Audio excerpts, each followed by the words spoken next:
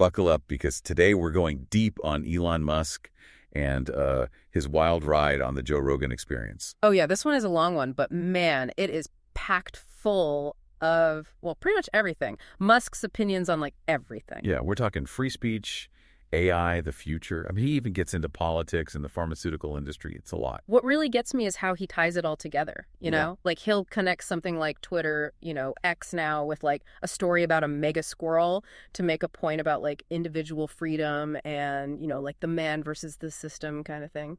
Okay, so let's start with Twitter, or X, I guess you should say. I mean, Musk is pretty clear that he sees buying it as, like, this huge moment for democracy. Yeah, well, he talks about how he was getting more and more uncomfortable with the direction Twitter was going, before he bought it. He felt like it was really shutting down open conversations. And he even says that he saw them, like, manipulating algorithms himself. Right. And then you add in things like that whole Hunter Biden laptop story and what he calls the fine people hoax. And he just felt like Twitter was totally abandoning its principles. Yeah, he's really not a fan of what he calls legacy media. He seems to think they're just too stuck in their ways. Yeah. Pushing one side of the story and not even giving people all the facts of the original sources. And it's like he wants X to be the opposite, Totally transparent, where everyone can debate and share all sides. Which brings us to Community Knows, right? That's his answer to fake news. It's like a big fact-checking project where anyone can contribute.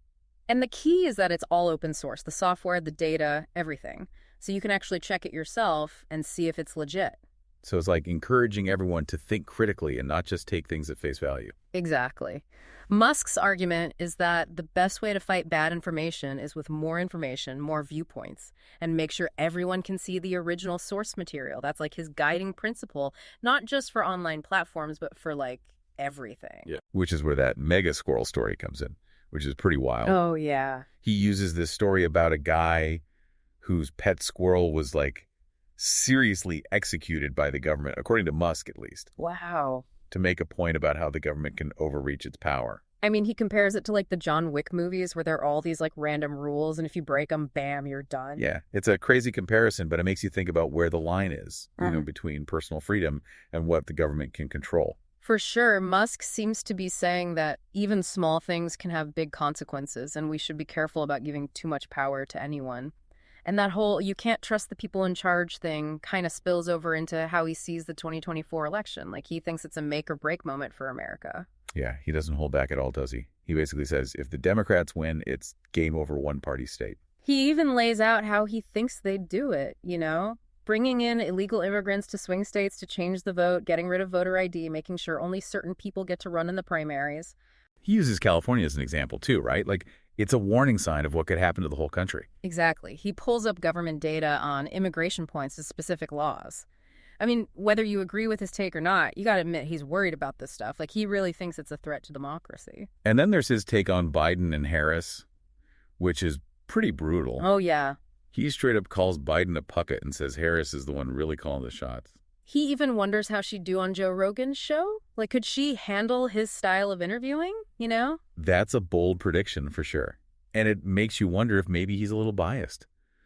But even if you don't buy everything he says about those specific politicians, his bigger point about how things could get manipulated, and how democracy could be weakened, that's something we should all be thinking about. For sure. And it's interesting how he connects that fear of political power to his views on the future, especially with AI and robots becoming such a big deal. Yeah, he's not exactly shy about making predictions, is he? Robots outnumbering humans within 20 years? That sounds like something straight out of sci-fi. It does sound crazy, but when you look at how fast technology is moving, it's not totally impossible. And it brings up some big questions, right? Like, what happens to jobs, society, even what it means to be human. And he's not just talking about it, he's building those robots too. He even launched his own AI on X Grok, right? What's the deal with that? So Grok's been trained on tons of text and code, so it can write like a human and even talk about controversial topics. Sometimes it even sounds like it's making jokes, which is kind of freaky. I'd love to hear that AI on a podcast sometime. Musk even teased a feature called unhinged mode for Grok, like an even more unfiltered AI personality. Wow. Okay, but how does this tie back to his whole free speech thing? Well, Musk thinks we shouldn't stop AI from expressing itself, even if it gets weird or makes us uncomfortable. He sees AI as like an extension of our own mind, so it would be like limiting our own thoughts. So it's not just about the tech itself, but the ideas behind it. Exactly. It's about making sure AI develops in a way that matches up with human values, Yeah. and that it encourages open discussion, even if it makes us question things. But he knows AI could be dangerous too, right? Yeah. Like, what if it falls into the wrong hands? Oh, totally. He's talked about how it could be used for bad stuff, Hmm. spreading misinformation, controlling important systems. So yeah, AI is kind of scary and exciting at the same time because things are changing so fast. Looks like we're heading into this unknown territory and no one's sure what's going to happen. That's what makes it so interesting. We're dealing with these crazy new technologies that could totally change the world. Okay, before we get too deep into the robot apocalypse, let's switch gears for a minute and talk about Musk's own experiences with drugs and addiction. Yeah, this is where we see a different side of him, like a more personal, relatable side. He says his body chemistry is different, which makes it hard for him to get hooked on things like opioids or alcohol. He even jokes that he can't get addicted to those things, but he loves good food, which, I mean, same. But he uses that personal story to jump into a critique of Big Pharma. And here comes that distrust of big institutions again. He's really critical of the whole pharmaceutical industry. Thinks they're all about the money and downplaying the risks of some medications. He brings up the Vioxx scandal as an example. Yeah. How putting profits before people's safety had awful consequences. It's a good reminder that even industries that are supposed to help us can get caught up in greed and corruption. And then he goes on to talk about how he supports alternative therapies like MDMA and psilocybin to treat things like PTSD and addiction. Yeah, he calls out the hypocrisy of making those things illegal when other drugs with known side effects are easy to get. He seems to be questioning the whole system of what we consider safe and effective, and who gets to decide that.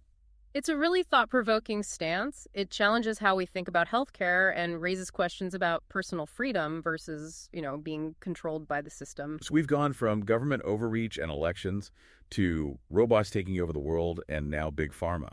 This deep dive is all over the place. And there's more. We haven't even touched on Musk's ideas about space travel and becoming a multiplanetary species. Okay, well, let's save that for the grand finale. Okay, so we've talked about AI taking over and the dangers of big pharma, and I guess we should probably address the elephant in the room, or should I say the rocket on the launch pad?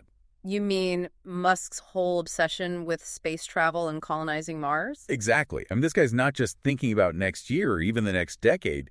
He's looking way ahead, like centuries ahead. It's like his ultimate backup plan, If things go south here on Earth, we can just blast off to a new planet and start over. Right. Like, what if there's some crazy climate disaster or a giant asteroid or even, rogue AI taking over? We got to have an escape route.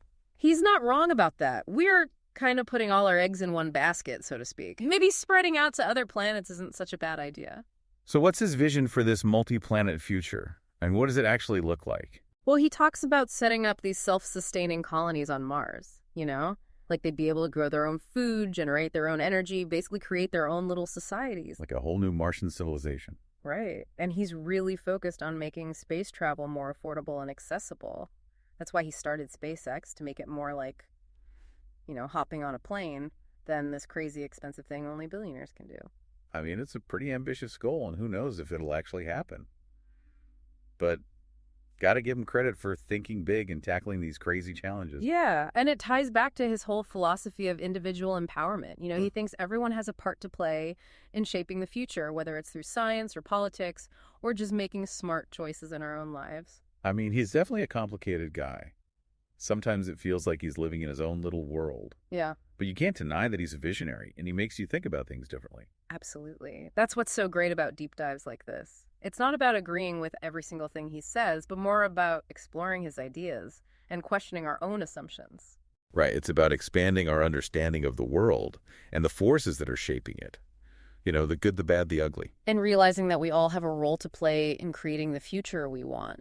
So there you have it, folks. Yeah. A whirlwind tour through the mind of Elon Musk, from AI domination to Martian colonies and everything in between. It's a lot to process, for sure. It is. But we hope this deep dive has given you some food for thought. Maybe even sparked some questions of your own. And remember, the future's not set in stone. We all have a hand in creating it. So stay curious, stay engaged, and keep asking those tough questions. That's what it's all about. Thanks for joining us on this wild ride. We'll see you next time for another deep dive into the ideas and the people who are changing the world.